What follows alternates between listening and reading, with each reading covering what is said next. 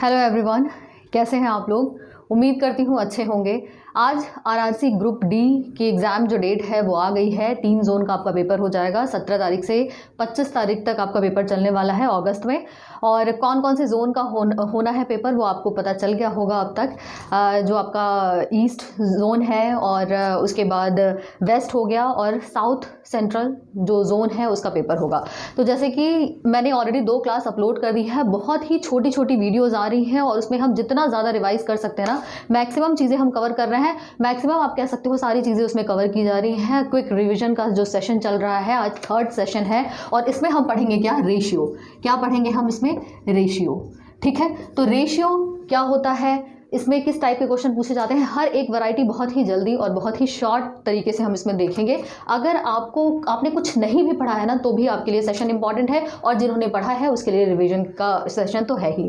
तो रेशियो क्या होता है, जब हम दो समान इकाई का आप कह सकते हो उसको कंपेयर करते हैं तो उसको हम क्या बोलते हैं, रेशियो या फिर अनुपात बोलते हैं। जैसे कि अगर दो संख्याएं हैं, अगर बोला जा रहा है कि एक संख्या दूसरी संख्या से क्या है, 2 गुनी है, एक संख्या दूसरी संख्या से 2 गुनी है, यानी कि पहली संख्या मान लेते हैं 1 है और दूसरी क्या हो गई, उसकी 2 गुनी है, यानी कि 2 हो गया। ठीक है, तो इनका जो अनुपात होगा वो कुछ इस तरीके से है, यानी कि हम कह सकते हैं कि उन दोनों संख्याओं में जो अनुपात है अगर हम कंपेयर करेंगे तो क्या होगा, 2:1 निकल के आएगा। ठीक है, अब क्वेश्चन कैसे कैसे पूछे जाते हैं, होता क्या है, मान लेते हैं यहाँ पे मैंने कुछ चीजें लिखी हुई हैं। सबसे पहला टाइप क्या है, A/B दे देगा, बहुत ही बेसिक चीज है। B/C दिया हुआ है, 1:2। तो आप एक काम करो, इसमें क्या क्या पूछ सकता है, A/B/C पूछ सकता है, यानी कि ये तीनों का रेशियो पूछ सकता है। इसमें कैसे करना है, करना क्या है, आपको A/B/C लिख देना है। तो A/B के नीचे क्या है, 2 3 है, 2 3 लिख दिया। अब B और C के नीचे क्या है, 1 और 2 है, B के नीचे 1, C के नीचे 2।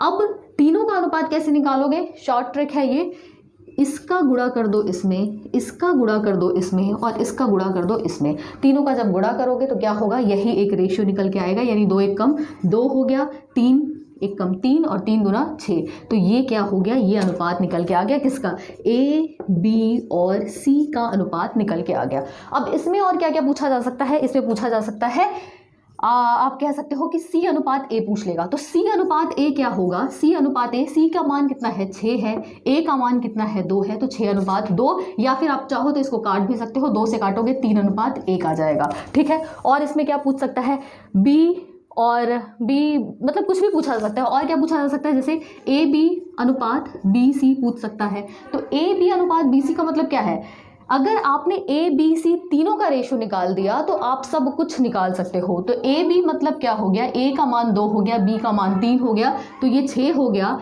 B और C मतलब B मतलब 3, C मतलब 6, तो दोनों का गुणा मतलब 6 3 18। तो अगर आप चाहो तो इसको काट भी सकते हो, तो 6 3 18 1:3 आ जाएगा। तो ऐसे क्या करना है, आपको क्वेश्चन को सॉल्व करना है। ये हो गया। अब और क्या पूछ सकता है, अब ये तो हो गया।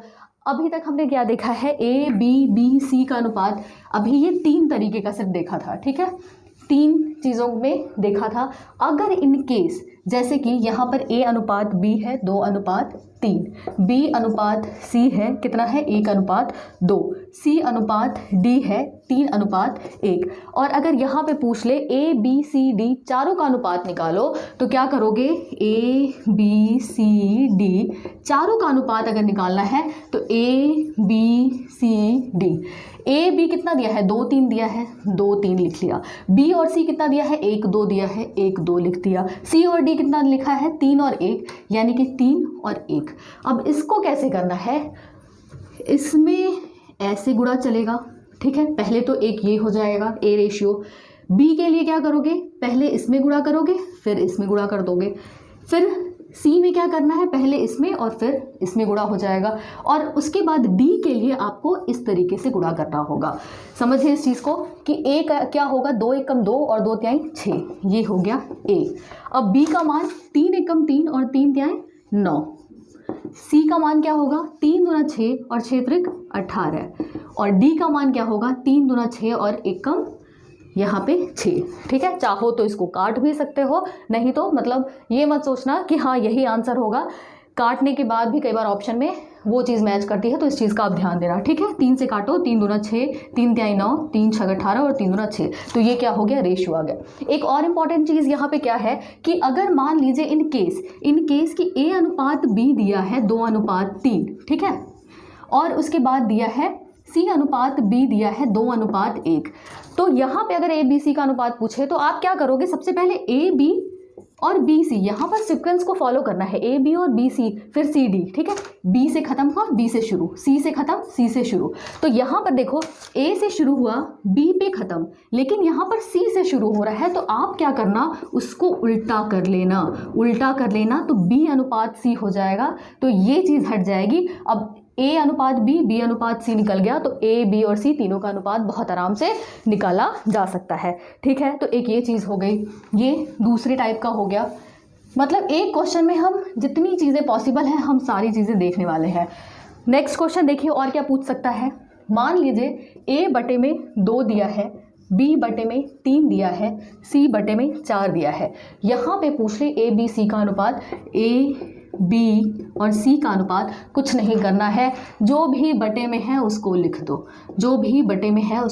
क्यों, क्योंकि अगर मान लेते हैं इसको K है, समझे इस चीज़ को, अगर मान लेते हैं ये K के बराबर है, तो A बराबर क्या हो जाएगा, 2K हो जाएगा, B क्या हो जाएगा, 3K हो जाएगा, C क्या हो जाएगा, 4K हो जाएगा। तीनों का अनुपात निकालोगे तो 2K हो जाएगा, 3K हो जाएगा, 4K हो जाएगा, ठीक है। K से K सब कट जाएगा, 2:3:4। तो इतना कुछ करने की ज़रूरत ही नहीं है, सीधे सीधे आप क्या कर सकते हो, आप डायरेक्टली बटे में जो चीज़ होगी वो उधर चली जाएगी, ठीक है। अगर यहीं पे मान लीजिए 3A/2 होता, ठीक है, तो ये A का जो मान होता वो 2/3 हो जाता, ये चीज़ समझना आप, ठीक है। ये जो 2 है ये तो ऊपर जाएगा, लेकिन 3 तो नीचे आएगा ना, तो उस हिसाब से करना है। तो एक चीज़ ये हो गई। अब और कैसे पूछ सकता है एग्जाम में, अब पूछ सकता है जैसे कि ये है 2A = 3B = 4C।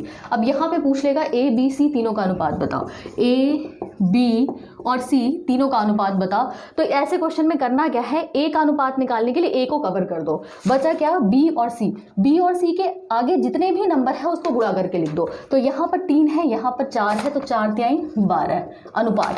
B में लिखना है, B को लिखना है, तो B को कवर कर लो, बचा क्या, 2, ये A बच रहा है और C बच रहा है। A और C में जो भी उसके नंबर्स हैं आगे उसको गुणा कर दो, तो 2 और 4, 4 दूना 8 हो गया।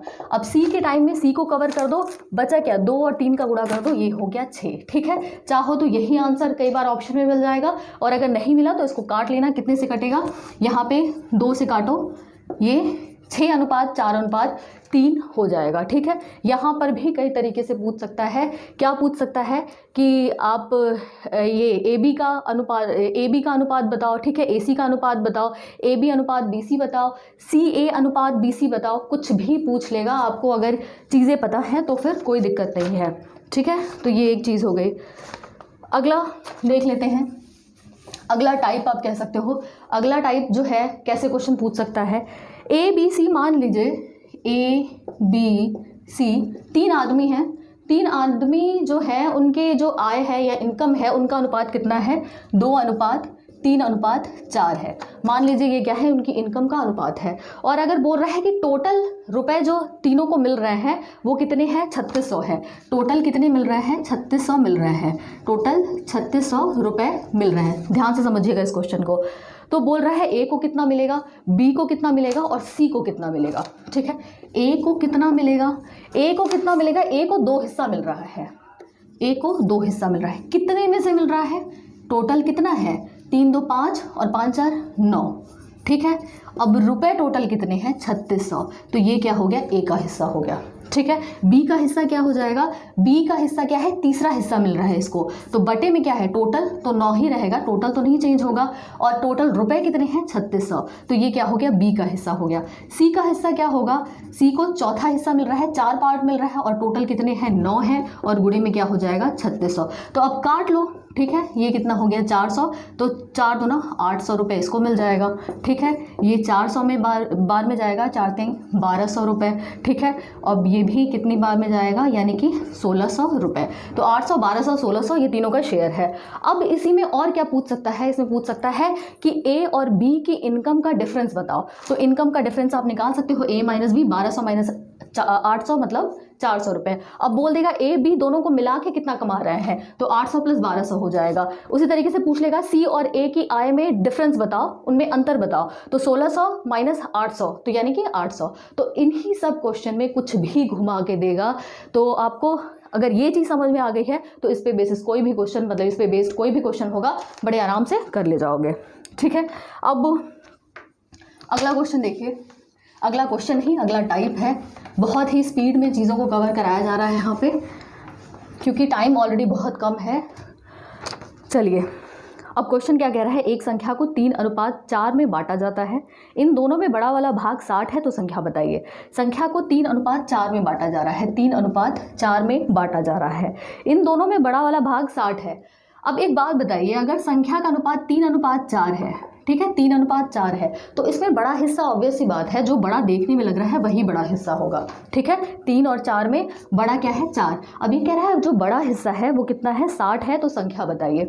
बड़ा हिस्सा 4 है। अब 4 का मान कितना दिया हुआ है, 60 दिया है।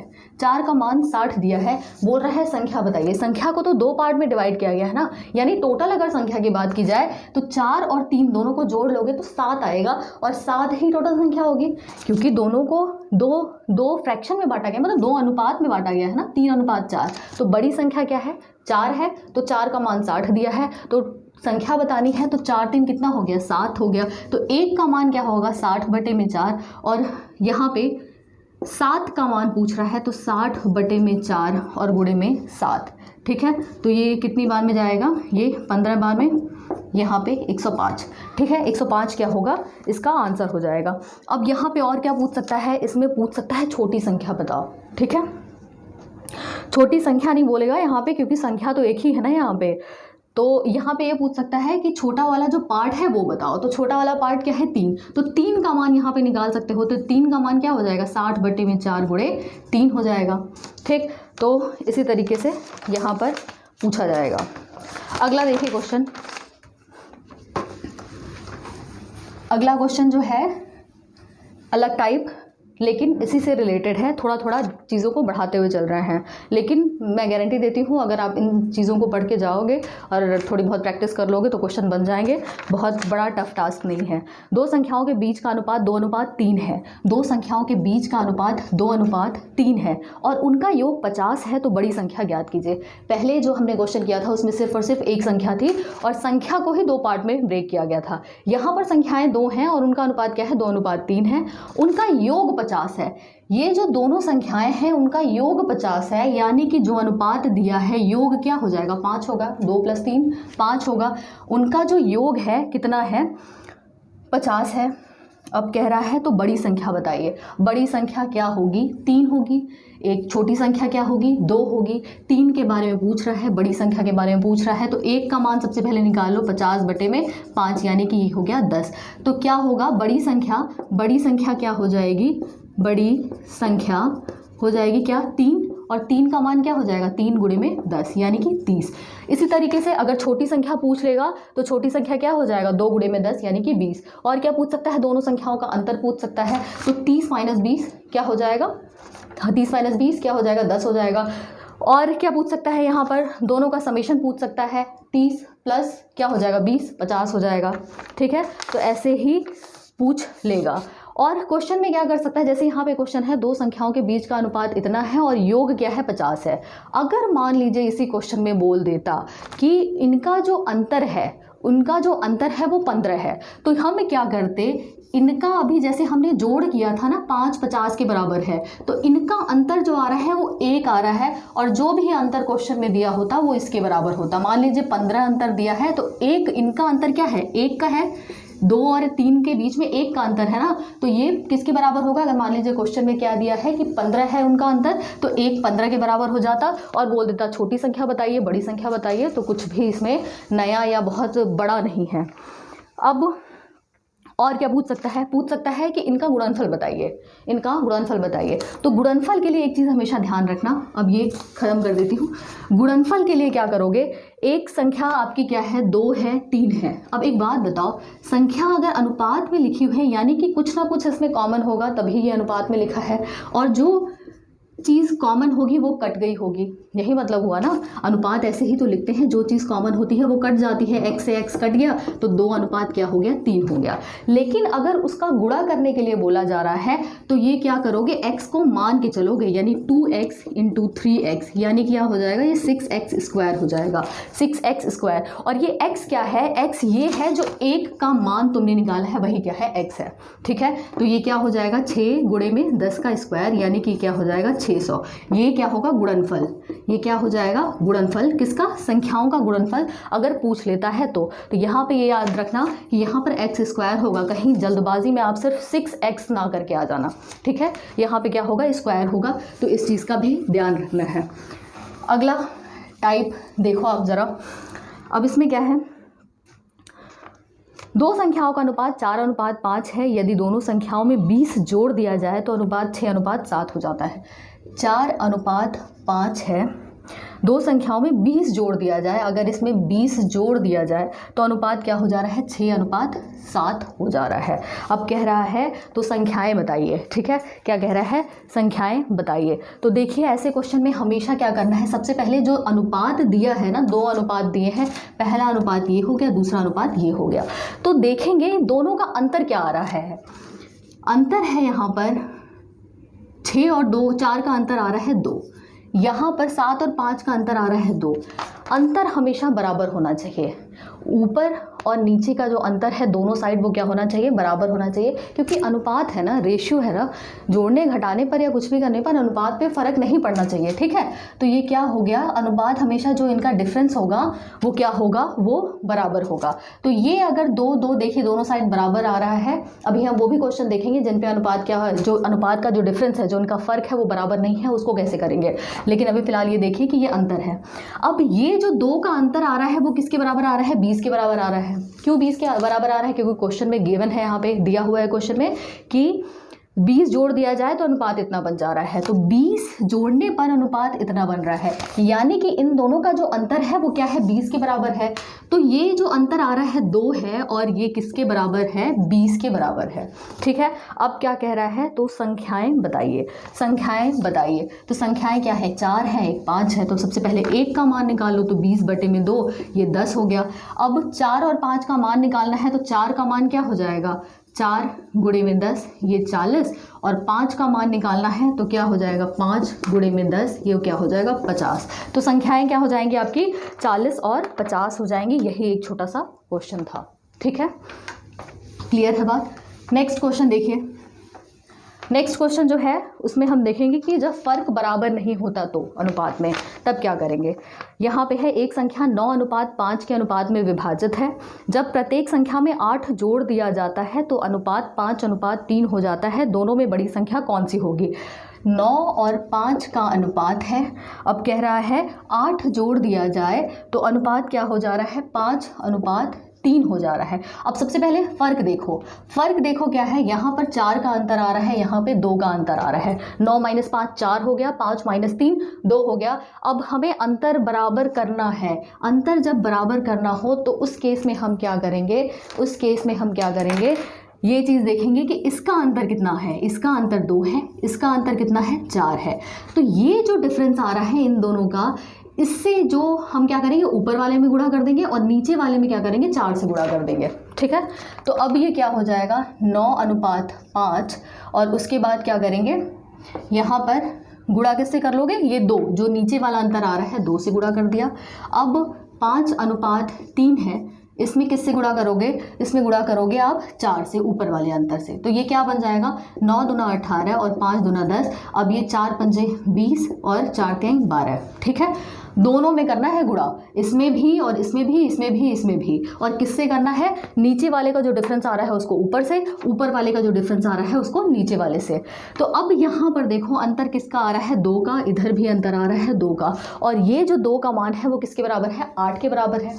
क्वेश्चन में दिया है 2 किसके बराबर है, 8 के बराबर है। अब यहाँ पे क्या कह रहा है दोनों में बड़ी संख्या कौन सी होगी, तो 1 का मान निकाल लो, 1 का मान 4 हो गया।